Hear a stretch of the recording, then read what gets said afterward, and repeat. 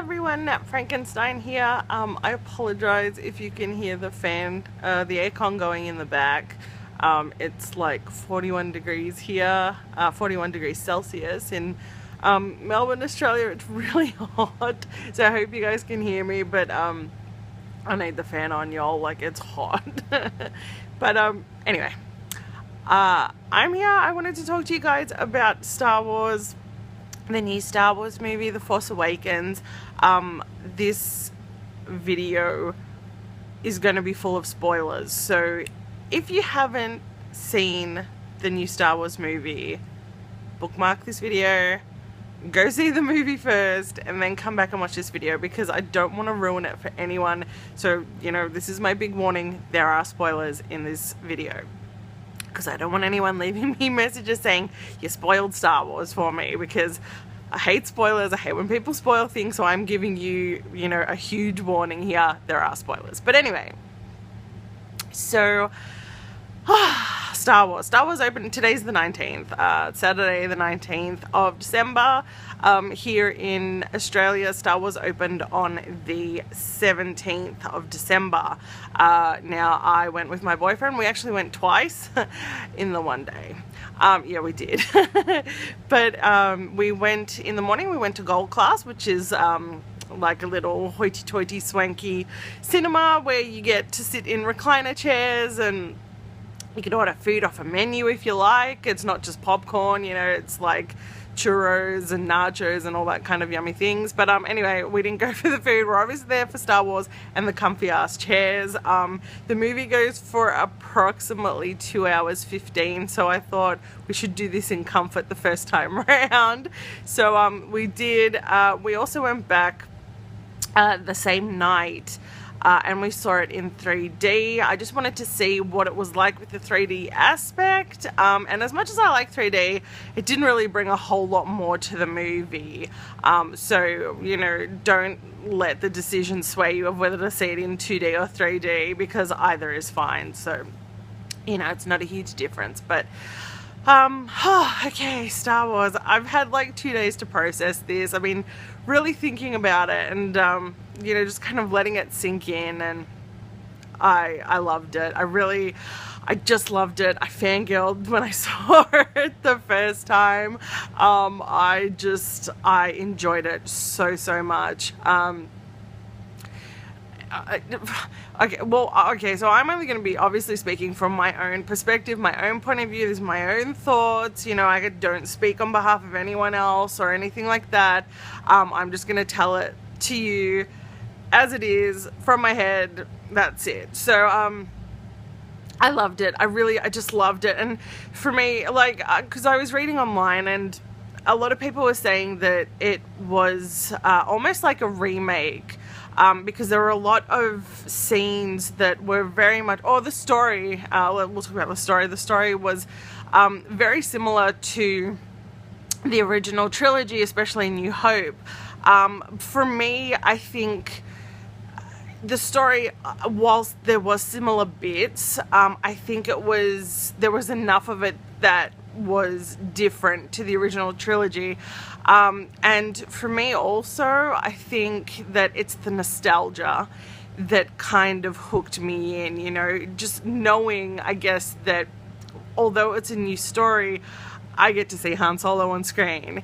You know, like, it's the nostalgia that gripped me and that kind of hooked me for this one. So I went into this movie, I'm not going to lie, with high expectations. I was expecting a lot from this movie, and honestly, for me, it delivered, and it exceeded my expectations. So I was really happy about that. I guess, there's so much to talk about. I'm just trying to think of where to start. I guess we'll start with the cast, because it's a good place to start. I thoroughly love the casting. I think that they did a great job with the cast. I love, you know, as I mentioned, I love seeing, you know, like Harrison Ford and Carrie Fisher and Mark Hamill back on the screen, but I also love the new kids as well.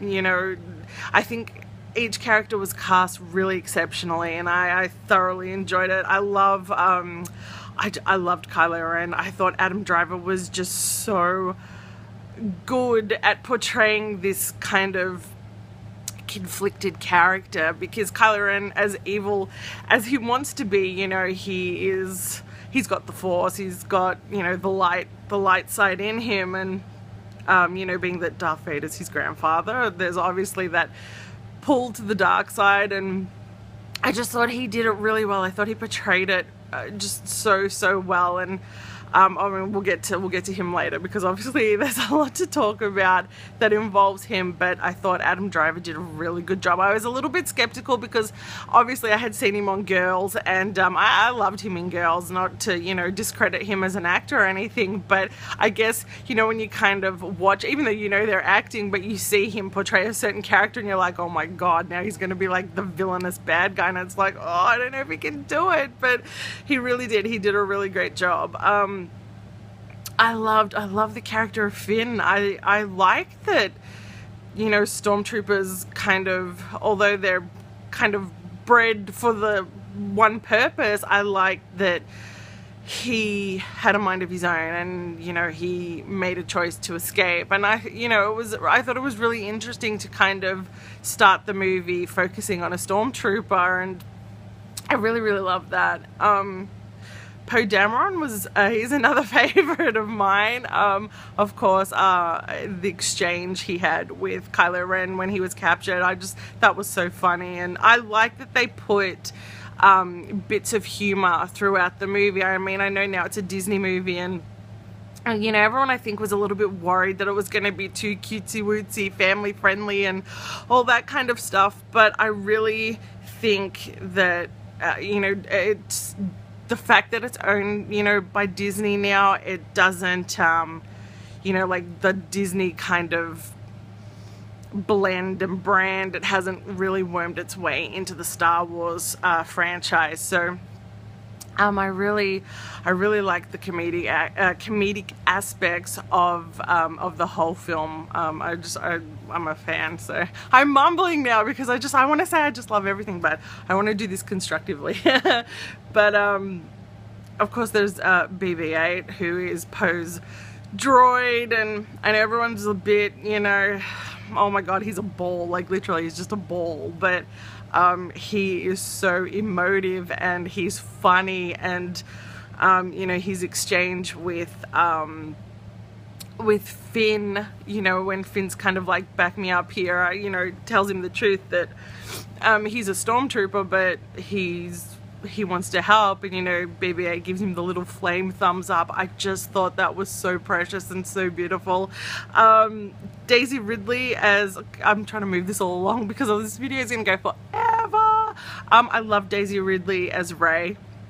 I think, you know, she reminds me of someone, I can't think of who, but she just exudes this presence throughout the movie, and I love it, and I love that, you know, I guess she's Jedi, so you know, it's so great. I love her. I love the characters. I really was worried that I wouldn't like the new characters, but I really did, so that was really good. What else? There's just so much that I want to talk about, and I can't process my feelings.